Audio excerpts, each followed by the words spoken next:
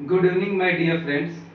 मेरा नाम राजकमल है और यूपी पीसीएस 2018 में मेरा चयन टीएसपी के पद पर हुआ है।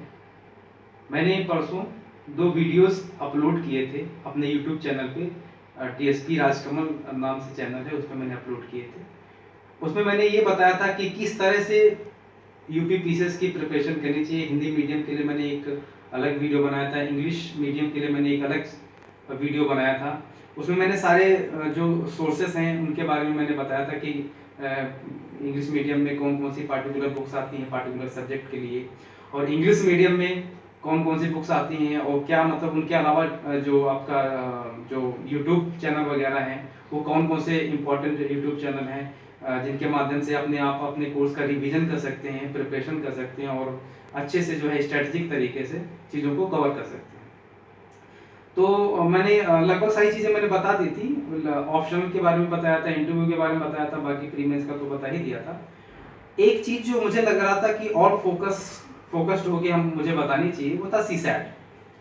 सीसैट जो होता है ना, वो आपका जो प्रीलिम्स एग्जाम होता है, जो आपका पीटी का एग्जाम होता है यूपीएससी या यूपी पीसीएस में, वो आपका GS second paper, GS first जो होता है उसमें आपका नॉर्मली जो जीएस फर्स्ट पेपर होता है उसमें आपका जीएस पूछा जाता है, जैसे ज्योग्राफी हो गया, इकोनॉमी हो गया, पॉलिटी हो गया, करंट अफेयर हो गया, इकोलॉजी एंड एनवायरनमेंट हो गया। तो ये सारी चीजें, साइंस एंड टेक हो गया, ये सारी चीजें जो है आपकी जीएस फर्स्ट पेपर में पूछी जाती है। जीएस सेकंड जो पेपर आपका होता है उसमें आप सीसैट जो होता है, जिसको सीसैट बोलते हैं, वो 33% क्वालिफाइंग होता है। उसमें आपका रीजनिंग पूछते हैं, मैथमेटिक्स आता है उसका, उसमें कॉम्प्रहेंशन आता है, कम्युनिकेशन स्किल आता है, और हिंदी में भी जो है पैराग्राफ आते हैं, और हिंदी में कुछ जो है जो व्याकरण है उससे आते हैं, अलंकार वगैरह आता है, पर्यायवाची आते हैं, तत्सम तद्भव, इस तरीके के जो शब्द हैं वो आते हैं। इंग्लिश का भी पैराग्राफ आता है, इंग्लिश में भी आता है। तो कुल मिला के जो है ना, ये क्वालिफाइंग नेचर का होता है। बट मतलब अगर पुराना रिकॉर्ड उठा के देखें या अभी जो इस समय जो ट्रेंड चल रहा है उसमें हम ये पाएंगे कि सीसैट में काफ़ी लोग फेल हुए हैं, क्योंकि सीसैट को हम उतना सीरियसली नहीं लेते। सीसैट का एक लेवल होता है, और कई मेरे जानने वाले दोस्त हैं, कई मेरे मित्र हैं जो सीसैट में फेल हो रहे हैं। जीएस में उनका बहुत अच्छा स्कोर है बट सीसैट में फेल हो रहे हैं। तो सीसैट को बिल्कुल भी हल्के में हमें नहीं लेना है। सीसैट के लिए हमको जम के प्रैक्टिस उसके लिए भी करनी है, ध्यान देना है। अगर आपकी मैथमेटिक्स अच्छी नहीं है तो उस पर फोकस करना पड़ेगा। जो लास्ट ईयर्स के पेपर हैं, जो प्रीवियस ईयर्स के पेपर हैं, उनको प्रैक्टिस करके जाना है। कम से कम 10 साल के पेपर या 5-7 साल के पेपर कम से कम उनको स्टडी कर लीजिए, उनको सॉल्व कर लीजिए, मैथ रीजनिंग वगैरह, कुछ रीजनिंग की प्रैक्टिस कर लीजिए, कुछ मैथमेटिक्स की प्रैक्टिस कर लीजिए, ये करना पड़ेगा। और लास्ट ईयर के पेपर वो सॉल्व कर लीजिए, और जो प्रैक्टिस सेट वगैरह आते हैं मार्केट में उनको भी सॉल्व कर सकते हैं। तो आपको जब एग्जाम का 1-1.5 महीना बचता है तो करीब 1 महीना पहले से प्रैक्टिस थोड़ी थोड़ी शुरू कर देनी चाहिए, और कम से कम 8-10 पेपर तो जरूर सॉल्व कर लेना चाहिए। अदरवाइज वही होता है कि आप जीएस में चाहे जितना भी स्कोर कर लो, चाहे जितना स्कोर कर लो, आप टॉप करो तो कोई मतलब नहीं है अगर सीसैट में आपके 33% क्वालिफाइंग मार्क्स नहीं है तो।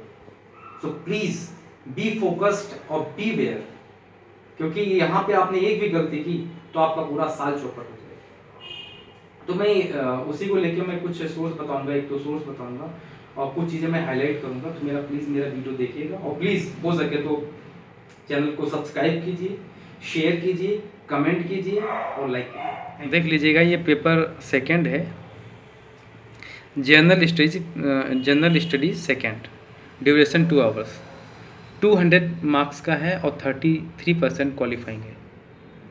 33% आपको मार्क्स लाने हैं क्वालिफाई करने के लिए। 200 नंबर में आपको 66 मार्क्स लाने हैं आपको इसको क्वालिफाई करने के लिए। ये जो सिलेबस है मेरे पास इस समय, वो इंग्लिश लैंग्वेज में दिया हुआ है और हिंदी में मेरे पास इस समय नहीं है। तो इसका हिंदी और इंग्लिश दोनों जो है वर्जन इसके अवेलेबल है मार्केट में, आप ले सकते हैं। जिस भी मीडियम में है उस मीडियम का में ले सकते हैं। तो जैसे ये पहले आता है आपका ये कॉम्प्रहेंशन, ठीक है, कॉम्प्रहेंशन है, interpersonal skills including communication skills, logical reasoning and analytical ability, decision making and problem solving, general mental ability, elementary mathematics up to class 10 level, arithmetic आती है, ज्योमेट्री इसमें आती है, स्टैटिक्स वगैरह आती है। और इंग्लिश का भी जो मैंने बोला था ना, पैराग्राफ आता है, इंग्लिश के कुछ आते हैं क्वेश्चंस, वो नॉर्मल जो है आपके ग्रामर पोर्शन से होते हैं, तो वो आपका होता है हाई स्कूल लेवल का। हिंदी आपकी आती है, हिंदी में पैराग्राफ वगैरह आते हैं, उनको सॉल्व करना होता है। उसमें कुछ जैसे कि पर्यायवाची हो गया, अलंकार हो गया, विलोम शब्द हो गया, ये भी पूछे जाते हैं। तो जब आप लास्ट ईयर के पेपर देखेंगे ना, लास्ट ईयर जैसे मान लो अभी 2020 का यूपीपीसीएस का प्री एग्ज़ाम हुआ है, तो 2020 का उठा के देखेंगे, 2019, 2018, 2017, 16 इनका जब आप जीएस का सेकंड पेपर जो सीसैट का पेपर है उसको उठा के देखेंगे तो सारी चीज़ें आपको क्लियर हो जाएंगी। तो ये वही है कि elementary mathematics up to class 10 level, arithmetic आता है, नंबर सिस्टम आता है, नेचुरल नंबर्स आते हैं, इंटीजर्स आते हैं, रेशनल एंड इरेशनल नंबर्स आते हैं, रियल नंबर आते हैं, डिवीजर ऑफ एन इंटीजर आता है, प्राइम इंटीजर्स आते हैं, एलसीएम और एचसीएफ, लघुत्तम समापवर्त और महत्तम समापवर्तक वगैरह, ये सारी चीज़ें आती हैं आपकी। तो चूँकि इंग्लिश में है इसलिए मैं इंग्लिश में मुझे पढ़ना पड़ रहा है, ठीक है। एवरेज आता है, इसको औसत बोलते हैं, रेशियो एंड प्रोपोर्शन आता है, परसेंटेज आता है, प्रॉफिट एंड लॉस आता है, सिंपल एंड कंपाउंड इंटरेस्ट आता है, work and time, speed, time and distance, तो ये सारी चीज़ें आती हैं। बाकी इधर थोड़ा और देख लीजिए, अलजेब्रा है, ठीक है। अलजेब्रा में आपका जो है फैक्टर्स ऑफ पॉलीनोमियल्स आता है, LCM HCF of polynomials and their interrelationship, remainder theorem, simultaneous linear equation, quadratic equation, set theory, set null set, subset and proper subset of set, operations, union, intersections, difference, symmetric difference between sets, Venn diagram वगैरह, ठीक है। Geometry में आपका constructions and theorems regarding triangles, rectangles, square, trapezium and circles, their perimeter, area उनका जो होता है वो आता है, volume and surface area of sphere, right circular cylinder, right circular cone and cube, है ना। स्टैटिक्स में आता है collection of data, classification of data, frequency distribution, tabulation, cumulative frequency, representation of data, bar diagram, pie chart आता है, histogram, frequency polygon, cumulative frequency curves हैं, ऑडियूस and measures of centre tendency, arithmetic mean, median, mode, है ना, सही चीज़ें आती हैं। तो आपका जो ये general English up to class 10 level, इसमें क्या क्या आता है, कॉम्प्रेंशन आता है, एक्टिव वॉइस, पैसिव वॉइस आता है, पार्ट्स ऑफ स्पीच आता है, ट्रांसफॉर्मेशन ऑफ सेंटेंसेस आता है, डायरेक्ट एंड इनडायरेक्ट स्पीच आता है, पंक्चुएशन आता है, स्पेलिंग्स आती हैं, वर्ड्स मीनिंग आते हैं, वोकैबुलरी आती है, उसके यूसेज आते हैं, एडियम्स आते हैं, फ्रेजेस आते हैं, फिर इन द ब्लैंक्स। ये टोटल जो है इंग्लिश मीडियम में, मतलब इंग्लिश में ही आता है, ये इंग्लिश में आएगा। आप हिंदी मीडियम हो या इंग्लिश मीडियम हो, आपको ये करना ही पड़ेगा। ये क्वालिफाइंग हालांकि है 33% है, 33% आप कहीं से भी क्वालिफाई करें, कर ले जाएंगे। ज़रूरी नहीं है आप कॉम्प्रहेंशन करो या हिंदी का ये करो, आप जो है सामान्य हिंदी के जो जितने पोर्शन में जितनी चीज़ें आ रही हैं उनको आप सॉल्व करो। आपका 33% आपका मिनिमम क्वालिफाई होना चाहिए, और पूरे पेपर में आप 33% लाना है। आप छोड़ भी सकते हो जो चीज़ नहीं आपको आ रही है। बहुत सारे लोगों की मैथमेटिक्स अच्छी होती है, तो मैथ वाली चीज़ें वो ज़्यादा करते हैं, मैथ और रीजनिंग को सॉल्व कर लेते हैं, बाकी छोड़ देते हैं, क्या वो पूरा करते हैं। बहुत लोगों की जो मैथमेटिक्स है अच्छी नहीं होती है, रीजनिंग अच्छी नहीं होती है, ठीक है, या रीजनिंग वाले थोड़े बहुत ठीक है तो रीजनिंग कर लेते हैं, थोड़ा सा जनरल इंग्लिश का जो मतलब आपका ये आता है थोड़ा सा वो उस पर फोकस कर लेते हैं, उसको सॉल्व कर लेते हैं, फिर हिंदी को सॉल्व कर लेते हैं, तो टोटल मिला के क्वालिफाई करते हैं। तो जैसा भी आपके मतलब स्ट्रैटेजी हो, कुल मिला के मैं ये कहूँगा कि आप किसी भी टॉपिक को छोड़ना नहीं है, चाहे वो इंग्लिश हो, चाहे हिंदी हो, चाहे रीजनिंग हो, चाहे मैथमेटिक्स हो, चाहे वो डिसीजन मेकिंग या उसका कोई टॉपिक हो, आपको लगभग सब पढ़ना है। और जब आप सारी चीज़ें पढ़ेंगे तभी अच्छा है, क्योंकि मान लीजिए अब तो पेपर का लेवल भी देख लीजिए, पेपर का जो लेवल है 2016 के बाद से लगातार उठाया जो है यूपीपी से उठा रहे हैं वो लोग, ठीक ठाक लेवल आ रहा है आजकल।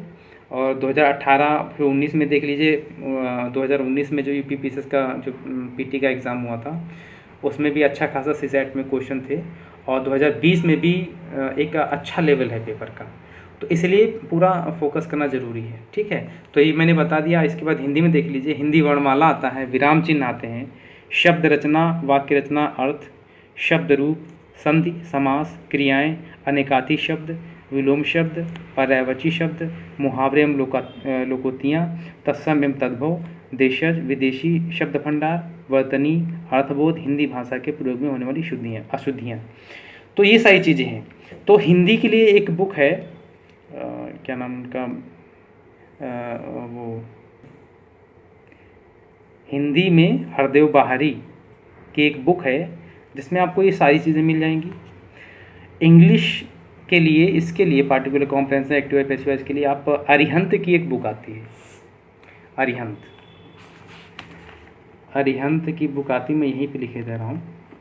अरिहंत की बुक आती है इंग्लिश की, तो उससे आप इसको कवर कर सकते हैं। हिंदी के लिए जो है हरदेव बाहरी की किताब आती है, हरदेव बाहरी, ठीक है, हिंदी इससे कवर हो जाएगी। अरिहंत की जो इंग्लिश की किताब आती है, इंग्लिश ग्रामर, और उसमें थोड़ा देख लीजिएगा। अगर और कोई इसके लिए आए बुक जिसमें सारी चीज़ें हों, वो भी देख सकते हैं। अरिहंत की एक बुक आती है, शायद मेरे पास मैंने थी, पहले थी, अब पता नहीं है कि नहीं है।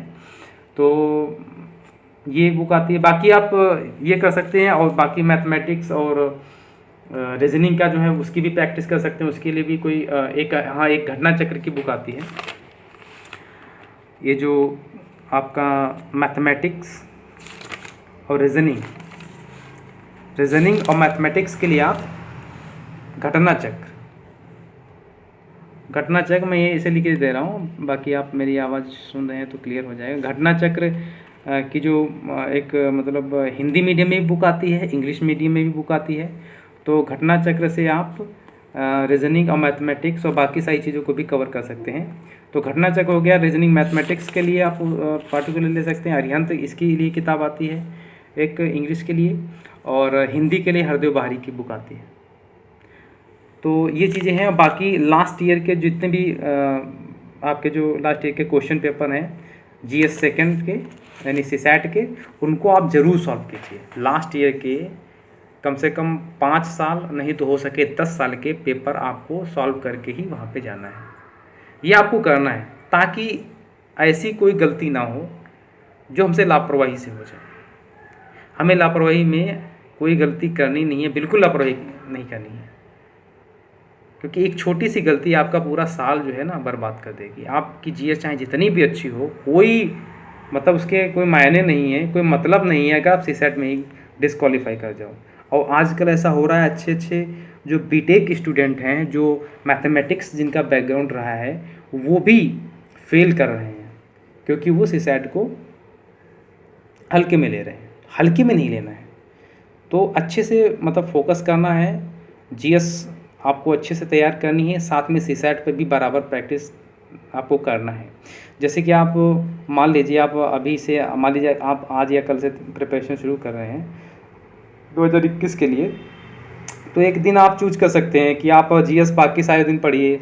संडे को आप जो है 2-3 घंटे जो है आप रीजनिंग मैथमेटिक्स के लिए निकाल लीजिए, सीसैट के लिए निकाल लीजिए। हर संडे को निकाल लीजिए, प्रैक्टिस कीजिए। लास्ट ईयर के क्वेश्चन पेपर प्रैक्टिस कीजिए, सॉल्व कीजिए उनको, है ना।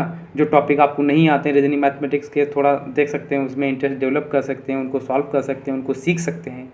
ये बहुत ज़रूरी है, क्योंकि वही है कि अगर मान लीजिए आप UPSC की तैयारी कर रहे हैं, UP PSS में आप ध्यान नहीं दे रहे हैं, तो UPSC में और ज़्यादा दिक्कत हो जाएगी, क्योंकि उसका लेवल और टफ आता है। तो इसीलिए ज़रूरी है कि हम सारी चीज़ों पे फोकस करें। कहीं भी कोई भी हमारा जो पिलर है ना, जो हमारे जो स्ट्रेंथ है, उसको स्ट्रॉन्ग करना है। हमें जितनी भी हमारी जो चीज़ें हैं, जितने भी हम टॉपिक हैं, जितने भी हमारे जो है एक तरीके से जो इम्पोर्टेंट जो आपके टॉपिक होते हैं और सारी चीज़ें होती हैं, उनमें बिल्कुल भी लापरवाही नहीं करनी है, और उनको अच्छे से कवर करना है। प्रैक्टिस करते रहना है, कॉन्फिडेंट रहना है, पॉजिटिव रहना है, और यही सारी चीज़ें हैं। तो अच्छे से ध्यान रखिए, सेहत का भी ध्यान रखिए। एंटरटेनमेंट भी ज़रूरी है। अगर कोई गेम खेलते हैं, स्पोर्ट खेलते हैं, तो उसमें भी पार्टिसिपेट कीजिए। Be healthy and be successful. Thank you.